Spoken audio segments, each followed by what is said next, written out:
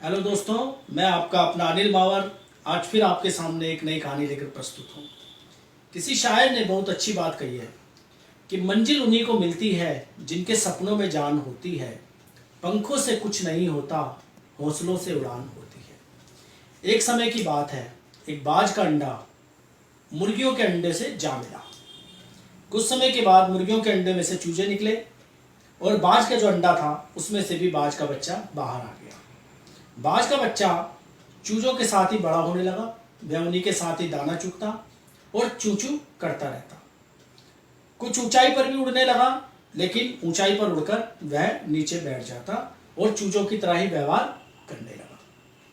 एक दिन जब वह चूजों के साथ दाना चुग रहा था तो उसने आकाश की ओर देखा कि एक बाज बहुत ही ऊंचाई पर उड़ रहा था। उसने चूजों से पूछा कि यह कौन सा पक्षी है जो इतनी ऊंचाई पर उड़ रहा है। तब चूजों ने जवाब दिया कि यह बाज है। यह बहुत ताकतवर पक्षी है, इसे पक्षियों का राजा भी कहते हैं। इसकी आंखें बहुत तेज होती है, दूर से ही अपने शिकार को देख लेता है ये और उस पर झपट्टा मारकर उसको पकड़ लेता है। तब चूजों ने कहा कि तुम परेशान मत हो, हम कभी इतनी ऊंचाई पर नहीं उड़ सकते क्योंकि हम बाज नहीं हैं, हम चूजे हैं।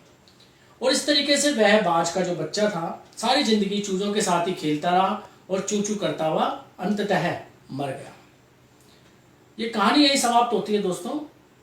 लेकिन हम में से बहुत सारे अपनी अपार संभावनाओं के होते हुए, अपार शक्ति के होने के बावजूद भी मुर्गी के चूजों की तरह ही एक सेकंड क्लास जिंदगी जीते हुए मर जाते हैं।